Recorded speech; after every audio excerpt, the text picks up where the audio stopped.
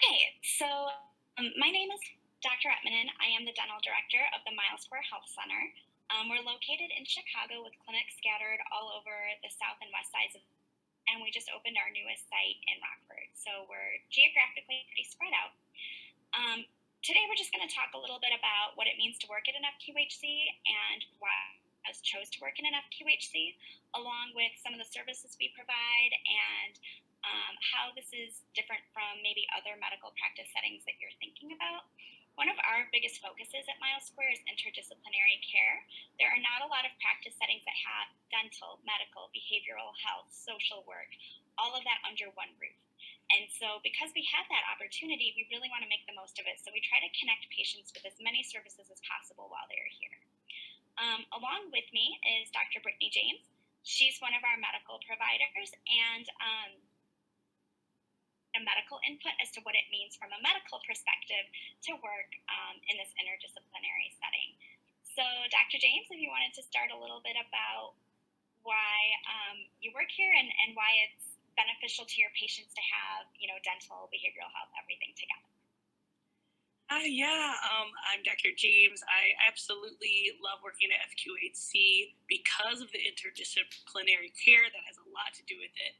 Where we're located, our patients have such complex needs, and especially as a primary care provider, it's so amazing to know that I can offer my patients just full scope practice, and it's really nice to have dental in the building and behavioral health in the building. And what that really looks like on the ground is literally I have a patient in my schedule.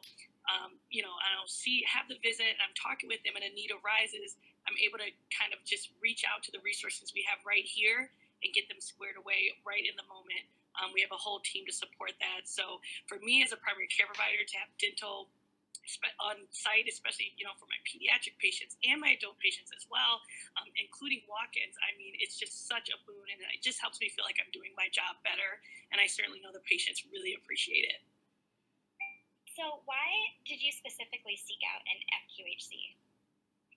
I specifically wanted to see an FQHC because, for me, I'm very interested in caring for vulnerable populations. And the simple fact of the matter is nobody really does it better than community health centers. We're local. We understand the local community. We've been here for so many years that people know about us and really have that relationship with the clinic. So for me, it's always been FQHCs, because I think that we're also in the forefront of really thinking about the unique issues that affect our vulnerable populations, and really ahead of the curve on giving them the services that's going to give them the best chance at having good health. Great. And then do you have any words of advice for anybody who might be considering working at an FQHC? Yeah, my words of advice, I love the FQHC world. Every place you go has its ups and downs, has its positive and negatives. But on the whole, I have to say I'm really happy here. I feel like I'm really doing good in the community, and it's so fulfilling as well. And I can't understate enough just to be surrounded by people, staff and other providers who really understand that mission. It's just such a nice community, just to function in, really, and to just really confirm that we're doing the best by our patients. All right. Well, thank you. I know you have patients to get to, so thanks for chiming in with your perspective. And we'll be in touch later. Thank you. Okay. All right. So before we get into the rest of the presentation about what we specifically do, and I'll share my slides in a minute, I wanted to explain what makes UI Health Mile Square a little bit more unique than other FQHCs. We're an academic health center, so we are tied to UI Health, which is the hospital branch of UIC. So it's been really wonderful. We have some really great resources available to us.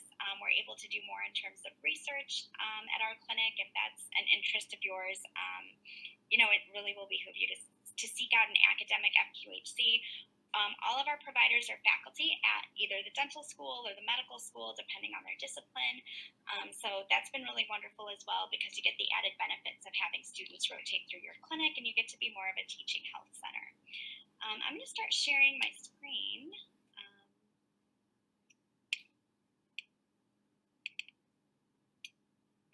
There we go. All right, so these two pictures are great for me because our clinics are designed with interdisciplinary care in mind. Our provider spaces are all shared, so the medical providers, the midwives, the dentists, they all sit together. We're obviously social distancing with COVID, but it's been good because you can work together on a patient's case if you kind of get to know each other a little bit better. If dental clinic's located, down the hall, around the corner, and like half a mile down, it's a little hard to have those conversations with medical staff. So again, what is an FQHC? It falls under the Department of Health and Human Services. There are 1,400 FQHCs, and 45 of them are in Illinois, and most of them are found in health professional shortage areas. And there are 115 million visits nationally at FQHCs. So we're seeing a lot of patients with chronic conditions. We're having improved outcomes, and it leads to a cost savings of $24 billion annually, and that was by a NAC study that they did. All health centers are reimbursed by an encounter rate, and I know that's different than most private dental practices. We're not fee for service. You get the same encounter rate regardless of how you treat the patient and what you do. We also, being an FQHC, have a sliding fee discount program for patients that are uninsured or underinsured, and our board of directors is a majority, so at least 51% comprised of patients utilize the health center. So at the end of the day, even though, I have a boss, it's the CEO, he's beholden to our board of directors that is majority patients. So we really ultimately do answer to our patients. And again, we've already kind of gone over this, and we don't turn away anyone for their inability to pay. So we're able to offer services to everyone.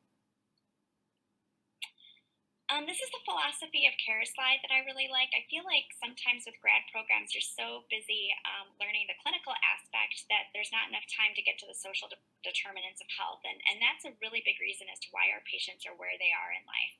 And at an FQHC, it's great because we have social workers and social work aides and community health navigators that can help the patients with whatever their needs may be. And this slide really, I feel like really a picture describes in 1,000 words, right? Like equality versus equity, and we strive more for equity. So we want to give that extra boost to patients that need it most with just clinical matters and social determinants of health.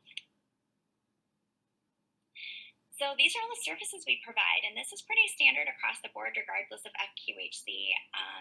Not just UI Health, but we have primary care, we have OB-GYN and midwifery, we have eye care, we do mental health for adult and peds, we have pharmacy, urgent care, we do psychiatry, we have mammography, we actually have the machinery and everything to do that, dental care, we do school physicals, we have specialized HIV/AIDS care, we actually have some WIC offices inside our clinics, and that's for women, infants, and children. That's like your SNAP benefits and nutritional assistance for women and children. We have a really robust community outreach team, and that includes our school-based sites. So we actually have clinics inside of schools, which you may find some other FQHCs also have. And we offer social services, so we connect you to a shop or a food pantry, or addiction service, regardless of what the services are that you need. And we do offer care for the whole patient. So this is specific to our dental clinic. We have some specific dental programs that address chronic conditions that can manifest dentally. We have special programs for our diabetic patients and our cancer survivors to make sure that our services address their needs. And you can see pregnant patients, pediatric patients as well. So that's a picture of our dental operatory. We see children and adults at our practice. It's about 50% of our patients also see the doctor with us, but it's definitely not a requirement. So they can come in just for dental services if they want to. We offer preventive, restorative, oral surgery. We do nitrous oxide sedation for our special needs patients. We do crowns, and we do dentures. So I know not all FQHCs are able to offer all of those services. So we do have a robust referral service where we might do the denture for someone, and then we'll send over a pediatric case that we can't handle to another health center.